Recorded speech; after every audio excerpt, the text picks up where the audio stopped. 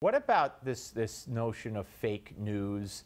You know, this is, to me, it's just insane. To me, it's fascism from the left. But in fact, the fake news is the so-called mainstream media in so many cases. And you know when it's worse, in my view, and you could disagree with me, feel free, fake news by omission.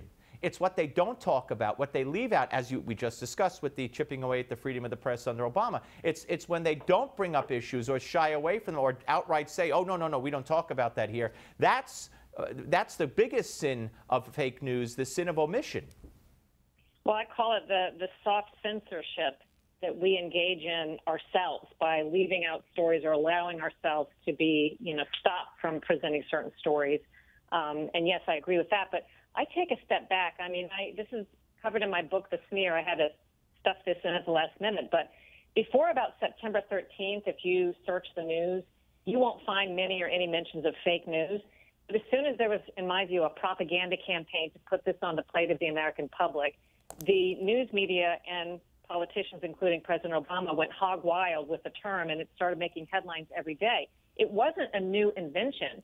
And yes, fake news exists, but the idea that there's this huge campaign behind it to, controversialize certain reports and censor, in my view, certain views, is a propaganda campaign. And I think when David Brock, Hillary Clinton's ally from Media Matters, announced that he would be the arbiter or help be the arbiter of so-called fake news, I think that sort of sealed the deal that the whole thing is a propaganda effort and a political effort, not really an honest effort to seek out facts, but more to determine for other people what truth they should hear.